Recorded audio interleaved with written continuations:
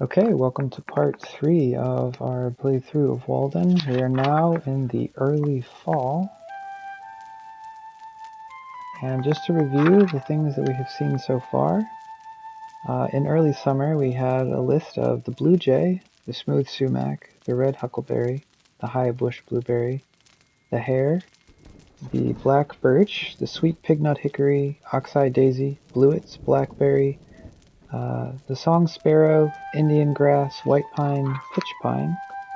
And then in late summer we had the white-footed mouse, Homo sapiens, ground ivy, piper grass, mosquito, ants, cinnamon fern, tall cinquefoil, and the tall anemone. Now we're here in early autumn. We can see really significant changes in all the foliage.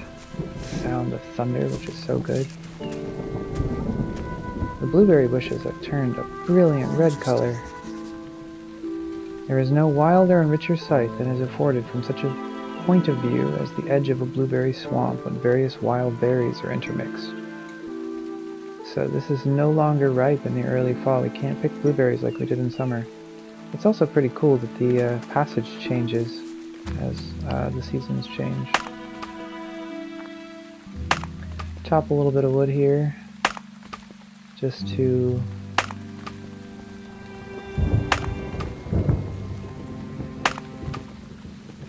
fill up our meter. And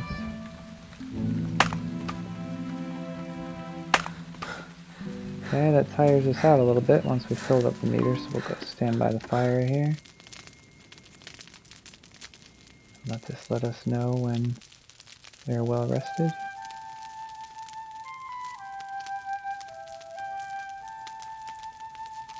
Fully rested.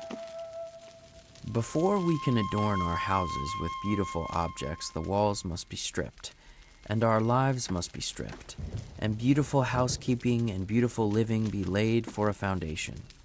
A taste for the beautiful is most cultivated out of doors, where there is no house and no housekeeper. It's one of my favorite passages that you can find in the game. Dear Henry, it seems like Concord is growing so rapidly these days. I see in the post office that there is much surveying work to be had for someone like yourself, who knows the land and loves to walk its every vista. Of course, surveying does aid in the parceling up of your beloved woods, and yet it is a living that could keep you while you write and live close to nature. A difficult choice, certainly. Yours sincerely, R.W.E. Points out an interesting sort of dichotomy that Henry has in making a living out in the place that he wants to be, but he's making a living by parceling it up to people who will change it. October, 1845. Dearest Henry, Mother asks how you are doing with your work out there in the woods. Won't you come home sometime? I have been sorting through some old letters that you might like to see, and have left them out for you. Sophia.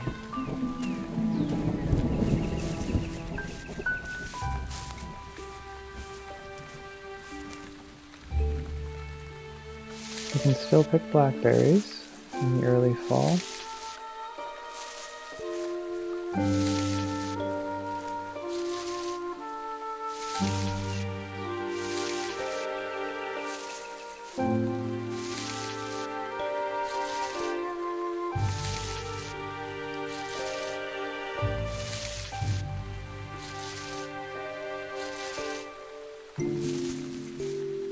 And just for fun, you can also still pick the smooth sumac berries. The leaves have turned fully red, really pretty. Let's see if we can still pick the purslane too. Pretty sure this is a food source you can find all year round.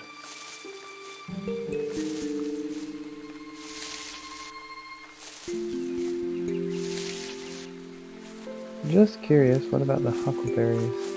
Interesting. No, we can't pick huckleberries anymore. I have only to remember where the woods have been cut just long enough to know where to look for huckleberry. It is to refresh us thus that they bide their time on the forest floor. So I like the change in the music and the scenery, the change in colors, the rainfall, the sound of the thunder. This is a really beautiful day in the game. Only a couple of days where it rains, and I like that. Alright, let's see what we have to do today. First we should go check on our bean field. Let's not forget to,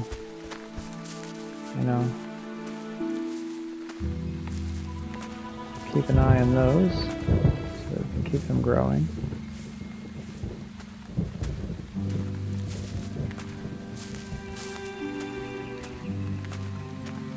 So you can see the little bean plants growing, and we've got to pull up the dandelions around them. Sometimes the man in the bean field heard more of travelers' gossip and comment than was meant for his ear. Beans so late, peas so late, for I continued the plant when others had begun to hoe. Does he live there? Asks the black bonnet of the gray coat, and the hard-featured farmer reins up his grateful Dobbin to inquire what you were doing.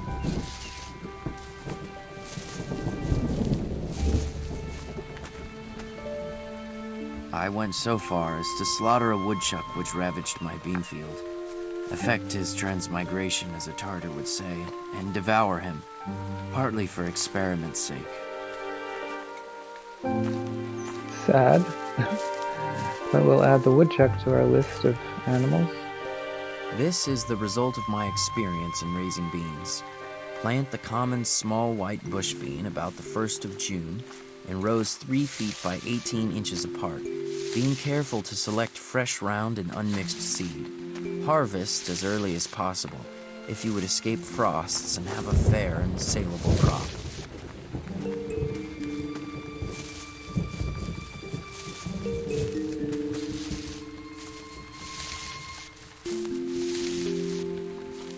We also have this last row that we didn't yet weed and plant beans in. We ran out of time.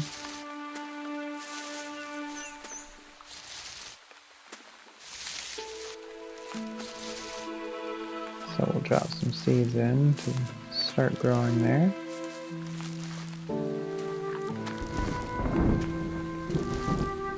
Thunder is the best sound ever.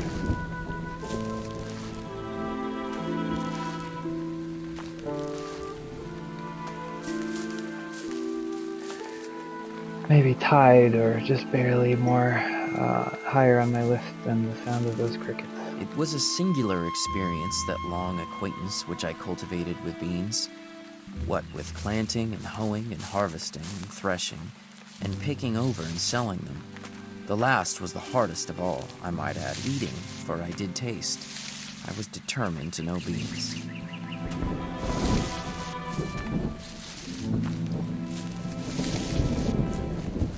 Okay, so all of our bean plants have been weeded. We've got a new row and a little bit of a second row planted.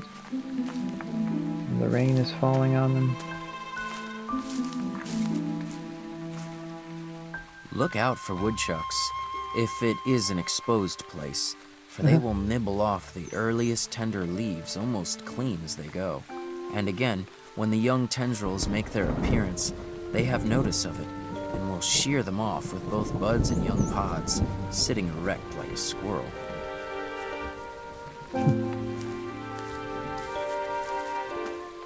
Okay, let's see what else we've got. So we can collect specimens for Agassiz. We can return Emerson's book. We can solve Sophia's riddles. We can find a manuscript for Horace Greeley at our parents' house. Attend the bean field, which we did. And complete a survey job. So I think what we'll do is stroll along to Emerson's house, return his copy of the Iliad, and then stop by home and pick up the manuscript. As we walk, let's see if we can find a new species or two. So just to review, this one looks like, well, it's obviously one of the pine trees. Can't tell if it's a pitch or a white exactly from here. Let's check. This one was the white. That was gonna be my guess, but sometimes it's a little 50-50. And this tree that's turned this brilliant yellow color is our black birch. What about this red one here?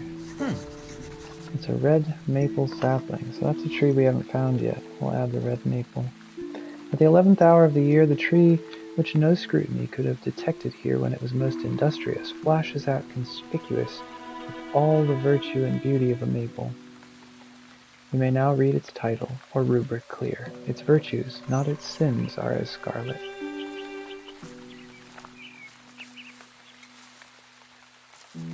Bright red leaves in the fall. Of course, we remember this is our oxeye daisy, and our Indian grass.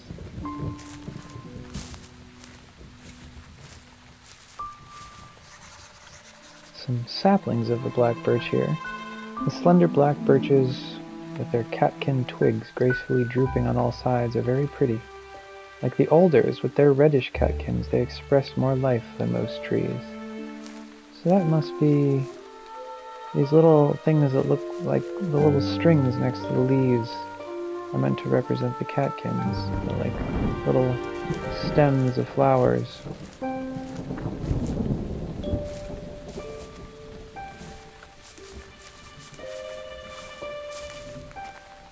Here again, let's see, can we remember what this one was? I think the ground ivy? Interesting. Oh, this is a different one.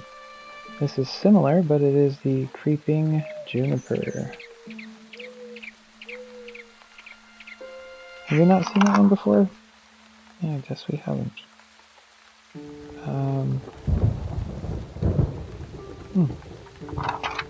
Yeah, and I was saying ground ivy, that's not what I meant. The ground ivy was what grew over by the Thoreau's house. This is a new one. The creeping juniper. The blue juniper berries in the pasture are considered as mere objects of beauty to church or state, but they do not receive the protection of any community. Anybody may grab up all that exists. Very dark today. Overcast. I think our day is going pretty quick today. And let's see, over here we had the, let me think. The cinquefoil.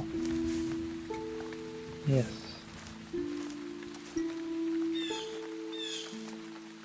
Huckleberry bush down below, black birch saplings. Okay, we added the red maple and the creeping juniper. Now we're at Emerson's house. Another flashback. You must work more diligently on your writing, Henry. Don't be distracted with careless idles. Take care to discriminate between what appears and what is. Let others seem. Trust yourself to being. Open your senses and let nature think through you. Only then will you attain true culture. Ah, hello. Good evening. Okay, let's drop off the book with Emerson. Ah, you found my home. Good for you, Henry. I wanted to look at that passage about the generations of mankind and how they're like the autumn leaves. You know the one I mean. Well, I'll be honest, I haven't read it. No, I haven't read it. Oh, well, I had hoped you would and that it would give you inspiration. You should look at it when you have a moment. Your experiment reminds me of the image of heroic life that Homer gives us.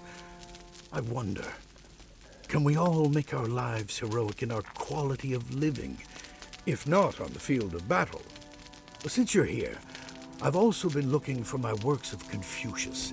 I was reading it the other day down by the marsh. Have you seen it there by any chance? I haven't seen it, but I can look for it. Wonderful. Let me mark the very spot. I think I left it on your map so that you can find it. That shouldn't be difficult to find. I'll see you again soon.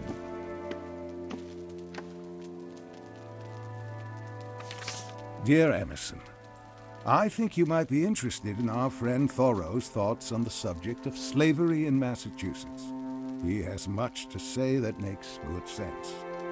I may encourage him to write these ideas down for publication in Mr. Garrison's Liberator. What do you think? Yours sincerely, A. Bronson Alcott. Dear Mr. Emerson, thank you for your hospitality of late. I look forward to our next conversations, and with Mr. Thoreau as well.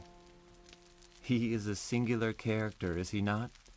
A young man with much wild, original nature in him, sophisticated in a way of his own, a keen and delicate observer of nature, and nature, in return for his love, seems to adopt him as her special child, and shows him secrets which few others are allowed to witness. Yours, Nathaniel Hawthorne. Of course, the famous writer of the Scarlet Letter. Twice Told Tales. Also a friend of Thoreau. Thoreau once sold him a boat that he and his brother made when he was on his way to move to New York City in 1843, I believe, to become the tutor of one of Emerson's brother's children, if I remember right. So as a farewell, he had to get rid of his boat, so he sold it to Hawthorne and taught Hawthorne how to paddle around with it. The day is already coming to an end here, but we've got one more arrowhead. Here is Miss Sewell, come to visit her brother at the school again. I don't know which of our two professors looks more handsome. Do you, Ellen? John and Henry are regular peacocks when you are here with us. Come, let's all go for a row on the pond and settle their feathers. Yep, so Ellen Sewell, the older brother of the student that Henry and John taught in their school, and both brothers actually sort of fell in love with her, as we'll see. Here's that manuscript, which we can take over to the post office once the next day starts, but for now, day one of the early fall has ended. And we have our journal to look through again here.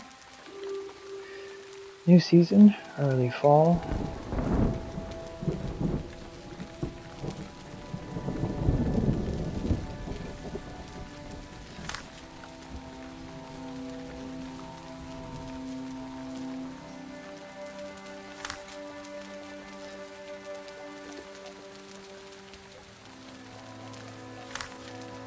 Okay, so we've met the woodchuck, the red maple, and the creeping juniper on day one of this season.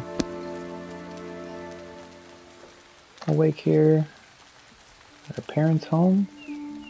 We'll keep looking at the things here. Sophia's found some more letters here.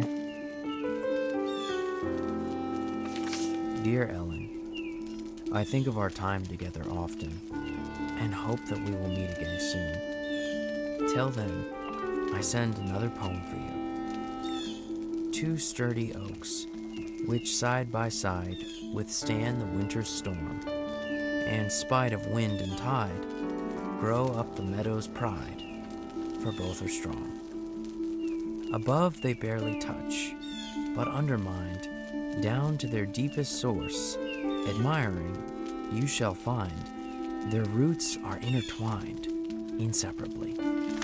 Henry. June, 1839. Dear Sophia, I so enjoyed spending time with Henry and John on their recent visit. We went boating every day and took long walks in the woods. Henry knows so much about each of the plants and flowers, it is quite a marvel. And John is so jolly and fun. I hardly know which brother is a better companion, and I'm glad not to have to choose. Best, Ellen. Well, there will be more to that story on its way. Signs were hung out on all sides to allure him, some to catch him by the appetite, as the tavern and the victualling cellar, some by the fancy, as the dry goods store and the jeweler's, and others by the hair or the feet or the skirts, as the barber, the shoemaker, or the tailor.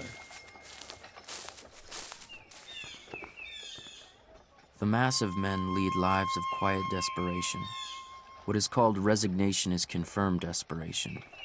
From the desperate city you go into the desperate country, and have to console yourself with the bravery of minks and muskrats. No mail for us today, but a flashback arrowhead. Ah, there you are, Henry. Still squatting out there in the woods, then? Hope that you're careful with your fires out there. We wouldn't want to see you burn down more of our fine woods. The thing that Henry was really torn up about, or by turns, he claimed that he wasn't upset about it at all, but he once set fire to a big portion of the woods when he was out camping with a friend, and their cooking fire that they were going to cook fish on spread and burnt down a lot of the woods and did a lot of damage to the town, so a lot of people thought of Henry as kind of a scoundrel after that. And he insisted, well, I mean, the same thing would have happened if lightning had struck. I was basically just doing, like a force of nature would have done. And I don't know, sometimes I'm not convinced that he didn't feel kind of bad when everyone was saying those things about him. But we're going to put our parcel in the outgoing mail for Horace Greeley to try to get a manuscript published. And then, you know what, this time, let's head out of town in this direction.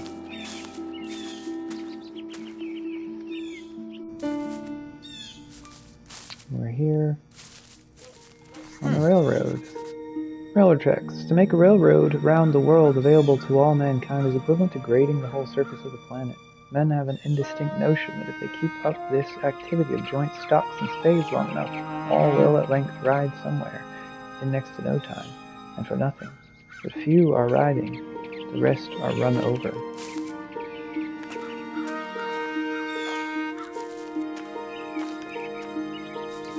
Lots of fall colors out here.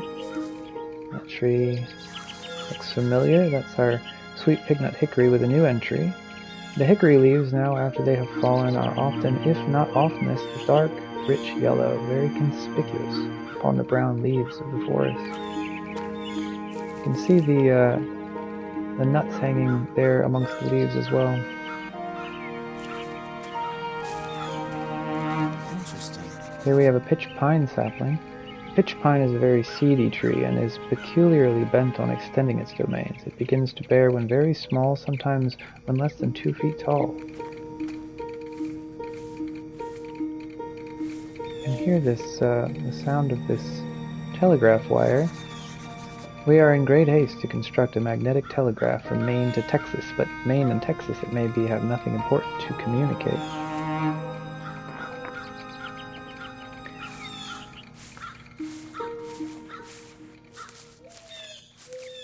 An abandoned shanty. I had bought the shanty of James Collins, an Irishman who worked on the Fitchburg Railroad, for boards. So an old abandoned shanty here has extra boards that we can pick up to use to keep our house mended.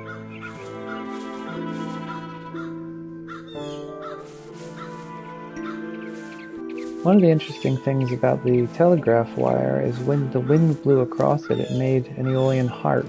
The sound of the wind blowing across the wire was something that Henry dearly loved and wrote lots of these beautiful passages in his journal about that I really love. I've thought about making a collection from the journal just of the passages he wrote about that sound. When you visit the Concord Museum, there's an aeolian harp sound that you can listen to. You can put the speaker to your ear and kind of hear what it might have sounded like, at least the instrument. I don't know exactly what the sound on the wire would have been, what it would have sounded like, but I've always been so curious because that sound was so wonderful to him.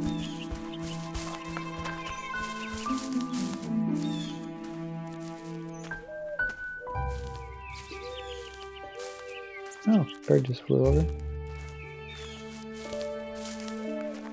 It's our oxeye daisies. I'm just going to see if we could get this purple one here. It's mixed in, but I can't quite see it.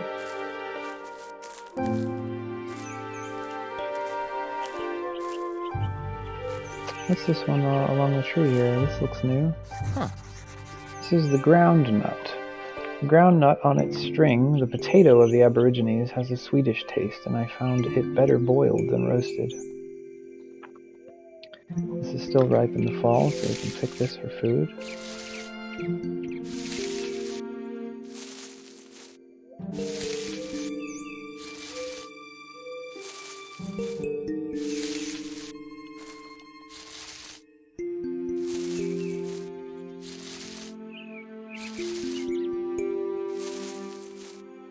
cabin. Wow, this oak tree has beautiful red leaves as well. This is the white oak. Have we seen the white oak yet? We've seen the white pine, not the white oak. So let's add white oak to our list. How different the wild ocean of the scarlet oak leaf from the leaf of the white oak, with its rounded headlands, a smooth shore on which no lighthouse need be placed. So you can tell it's a white oak because the lobes, or the edges of the leaves are more rounded than pointy, like the group of red oaks. Red oaks is another group. White oaks and red oaks are the two main divisions in the eastern U.S. of oaks. So you have an example of a white oak there. Red oaks would have more points on their leaves. Our black birch is still there, really pretty. Interesting. Got some rocks. I just wondered what this red on the ground was, but maybe just the, I'm not sure.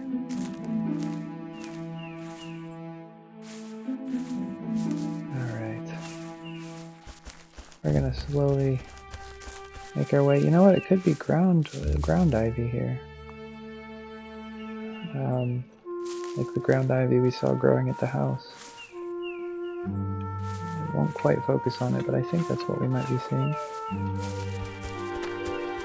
You hear mourning dove. Ooh, ooh, ooh. Crossing through a patch of ferns here. These are the bracken ferns. I have not heard so much as a locust over the sweet fern these 3 hours.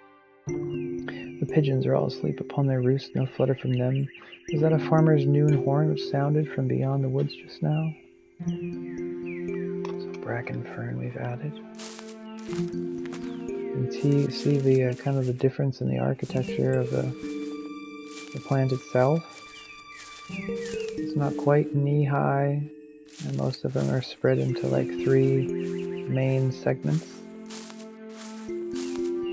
They don't have the cinnamon sticks kind of rising up from them like the cinnamon fern. And let's see what we got on the map here. Okay, so we are about halfway back to the cabin. Our red huckleberries, again, huckleberry not ripe in the fall. There's another shanty over here, it looks like.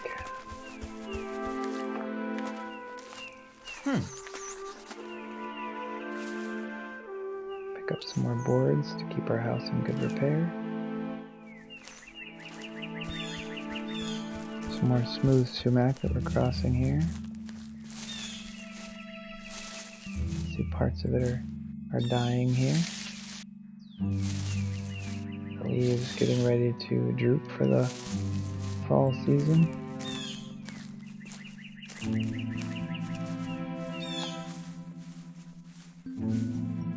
Here's the cairn of rocks, I think, where we found Sophia's first clue.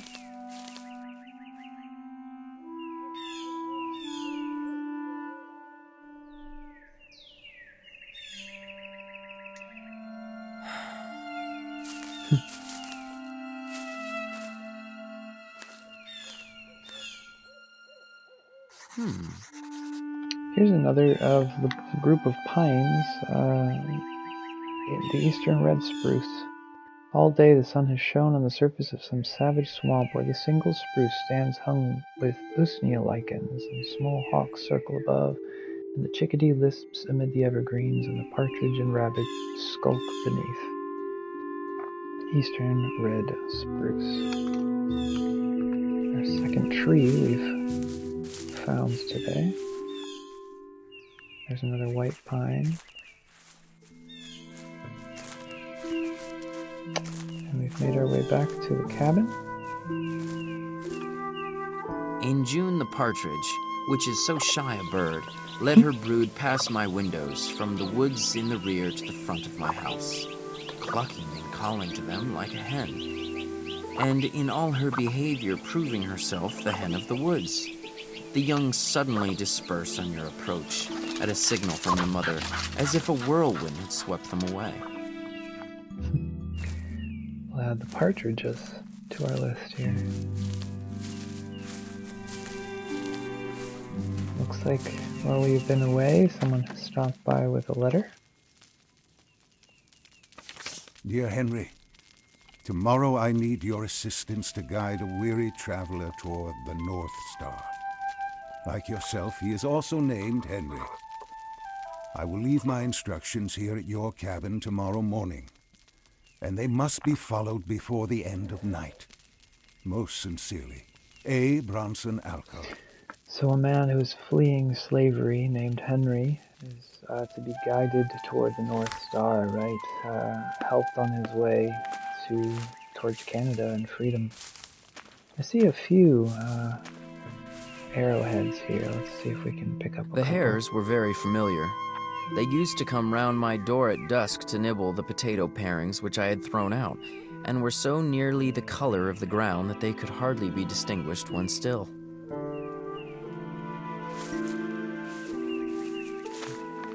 Yeah, that one could really not be distinguished. It just disappeared in front of us. As the sparrow had its trill, sitting on the hickory before my door, so had I my chuckle or suppressed warble which he might hear out of my nest. Oh yeah. We saw the song sparrow on our third day of early summer. You can hear its song now.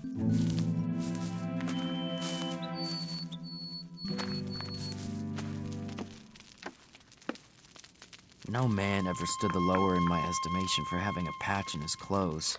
Yet I am sure that there is greater anxiety commonly to have fashionable, or at least clean and unpatched clothes than to have a sound conscience. We know but few men, a great many coats and breeches.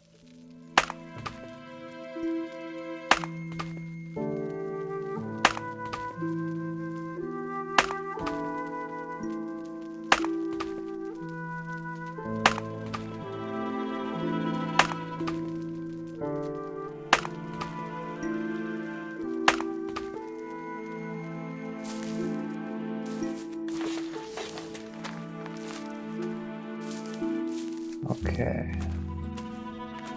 So I'm seeing if we can identify, alright, we've got the white pine. Identify a few things that we know here. And above us, if I had to guess, those were the, well, yeah, the pignut hickories. You can see the nuts on them. Sweet pignut hickory. Here were our oxeye daisies, still around in the autumn. And our bluets even. Yeah, I think that's what we saw earlier today. Some bluets out in the forest. Okay, the clock has ticked. It's the end of the day. We can review our journal. And today we saw the ground nut, the white oak, the bracken fern, the eastern red spruce, and the partridge.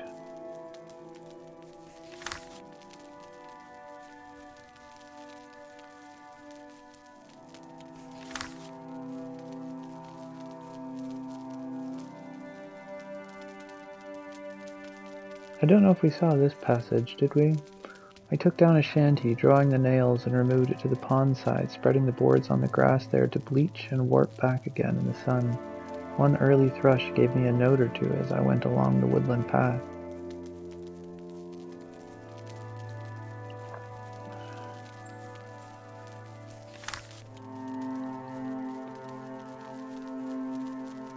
Okay. Awake in our cabin, which is basically where we are. And the final day of early fall. And here we have a package with a letter. Some clothes and food. Henry, now is the time for action. RWE has contributed 50 cents towards a train ticket, and Sophia has prepared a bundle of necessities for our weary friend, Henry Williams. Take this bundle to the ruined shelter along the side of the railroad tracks, and hide them in the place I've marked on your map. From there he will find his way north to Canada. These must be placed before the end of night tonight. Yours sincerely, A. Bronson Alcott. Alright, so today we have a job to do before the end of the day. First I'm going to just stop and notice there's a mushroom growing right outside. Here in the fall, the old man mushroom. Old man mushroom. Every countryman and dairymaid knows that the coats of the fourth stomach of the calf will curdle milk, and what particular mushroom is a safe and nutritious diet. Instead, you can't go mushrooming and pick those for food in the fall. Alright, I'm going to check the map just to be sure, but yes, there's a red X by the shanty that we saw yesterday on our way from the railroad tracks. So we're going to head back there now to plant these supplies so that Henry, the other Henry, can get them and be on his way to Canada, to freedom. As we're walking, it looks like, let's see, another kind of fern that grows along the ground. It doesn't grow up on a stem like the other one we saw before. So this is the hay-scented fern, the Dixonia. As I was going along, I perceived the grateful scent of the Dixonia fern, now partly decayed, and it reminds me of upcountry with its springy mountainsides and unexhausted vigor. Kind of a cinnamony brown color in the fall.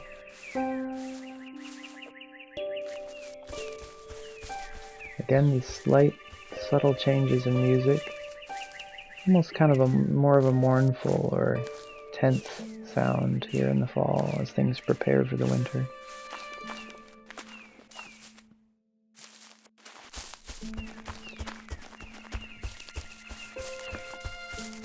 And these will be our bracken ferns that we just saw yesterday. See the difference? They're growing on the stems a bit higher from the ground.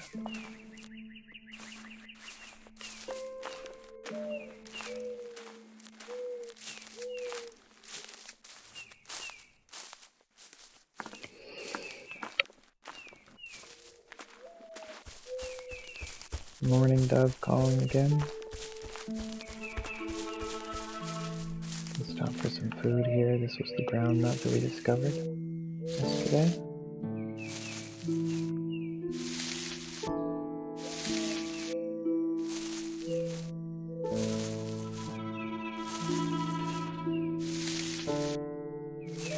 So those supplies that you can purchase in town, like one of the things you can buy is more jars for storing food, so you don't have to fill food quite so frequently. You can fill up, up to 3 jars at a time. You can also, buy a wood shed that you can store more fuel in, so you don't have to do that quite so often.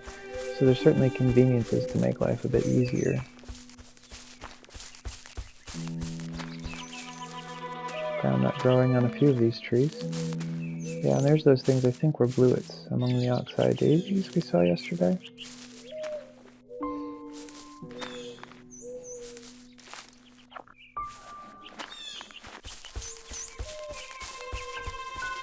We're gonna hoof it a little bit.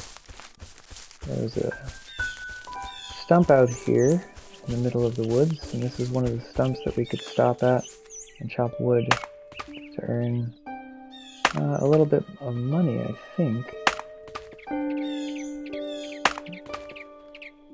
Nope, this one doesn't earn us money. This one is just to fill our own supply.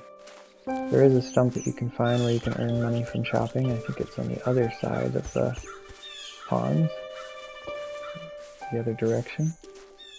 Okay, so we're up back by the railroad track now. Here's the shanty. And we're going to come over and find a spot where we can hide these goods to make sure they get safely to Henry. Looks like some old man mushrooms growing down there in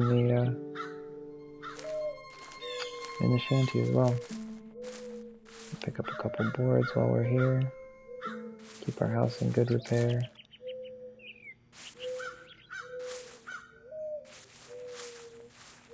Alright.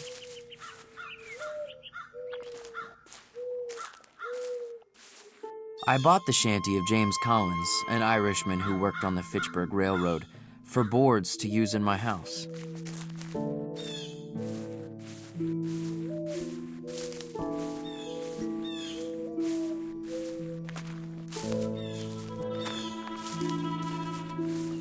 An interesting color of plant here. Pennsylvania sedge. Let's jot that down. Grow wild, according to thy nature, like these sedges and brakes, which will never become English bay. Let not to get a living be thy trade, but thy sport.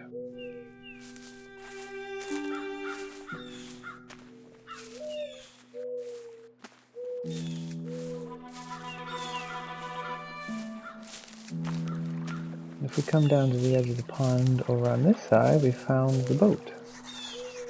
My boat, which had cost me a week's labor, was in form like a fisherman's dory, painted green below with a border of blue, with reference to the two elements in which it was to spend its existence.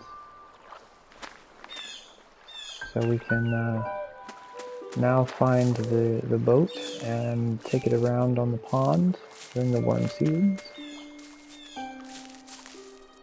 Nothing so fair, so pure, and at the same time so large as a lake, perchance, lies on the surface of the earth. Sky water. It needs no fence. Nations come and go without defiling it.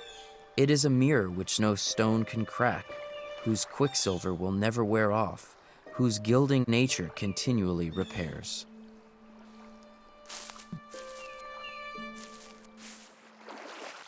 Another solitude cairn out here.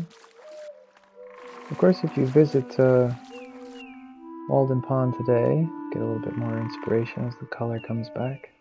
If you visit Walden Pond today, one of the things that began shortly after Henry's death was the tradition of laying down stones at Walden Pond. So visitors will pick up a stone and lay it down in a big pile pretty close to where Henry's cabin was. A very long tradition now, maybe 150 years old.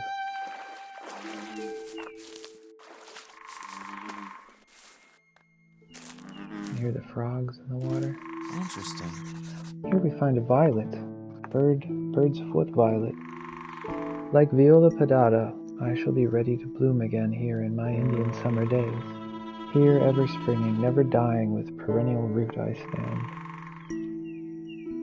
So we'll jot down. Bird's foot violet. Really pretty color.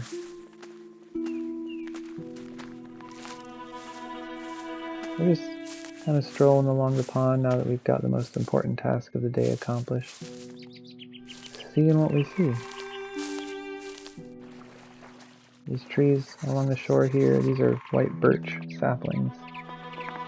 So we have seen the sweet, or we've seen the black birch, but we haven't seen the white birch yet, have we? Interesting.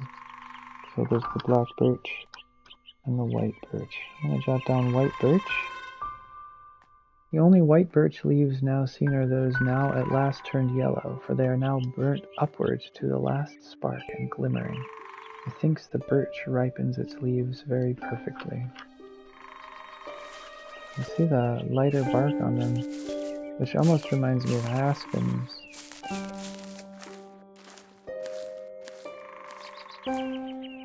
Let's see, if I had to guess, I would say this might be a pitch pine. Yeah. A little bit less fluffy needles, you know? And with these catkins, any guesses what this one would be? Black birch.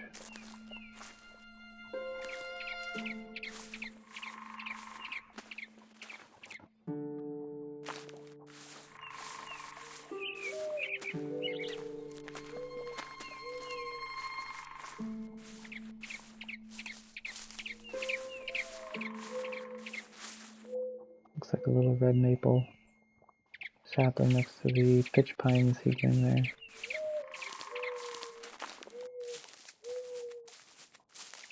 There's some sumac we can stop and gather.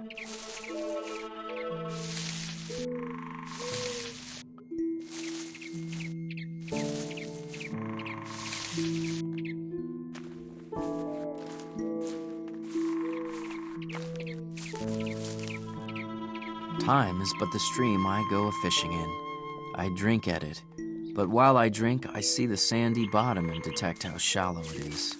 Its thin current slides away, but eternity remains. I would drink deeper, fish in the sky, whose bottom is pebbly with stars. I cannot count one.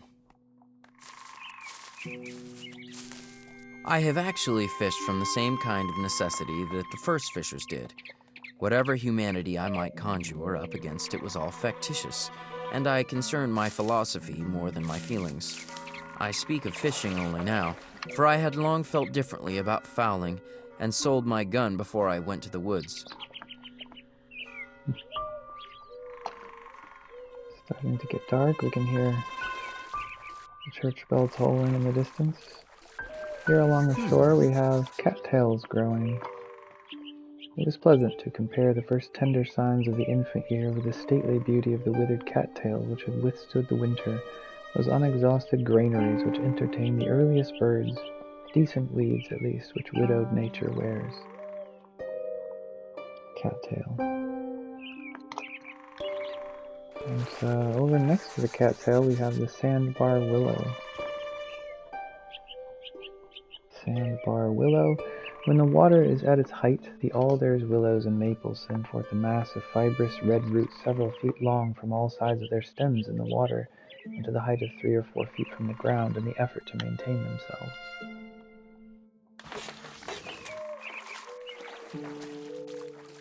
Anytime we see one of these little baskets, we'll be able to fish at that spot once we find the fishing rod, which is at a different spot on the lake.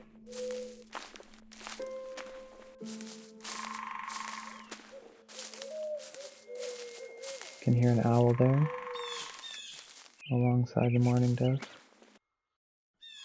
When the surface is considerably agitated, there are no skaters nor water bugs on it, but apparently, in calm days, they leave their havens and adventurously glide forth from the shore by short impulses till they completely cover it.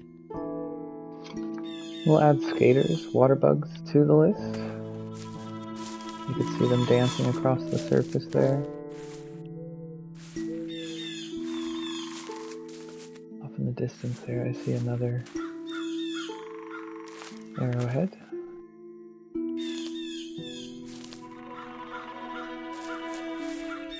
Ah, a flower that's looks like it's past its prime here, but it's still growing. Huh.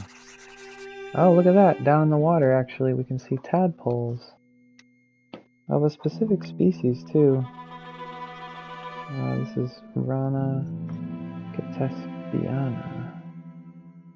We'll have to look that up and see what species of frog it is. But nature is so rife with life that myriads can be afforded to be sacrificed and suffered to prey on one another. Tadpoles, which herons gobble up, and tortoises and toads run over in the road. With the liability to accident, we must see how little account is to be made of it. Compassion is a very untenable ground.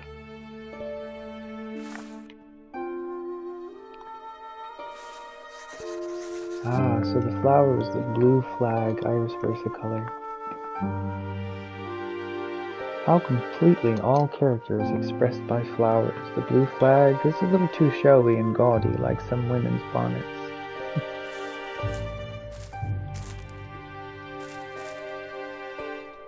You hear the clock ticking. I don't know if we'll make it quite to this last one, we'll see. Yeah, I think so.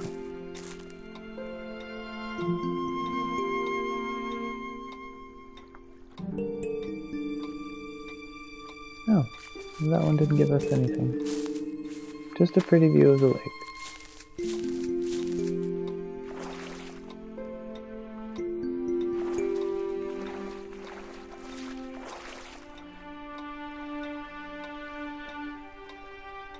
The bullfrog.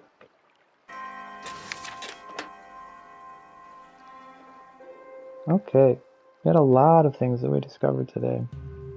We started out with the old man mushroom, then the hay-scented fern, the one that grew close to the ground, the Pennsylvania sedge, which was that really interesting, bright, sort of tan-colored grass, the bird's foot violet, the white birch, cattail, the sandbar willow, the water bugs, the tadpoles, and the blue flag.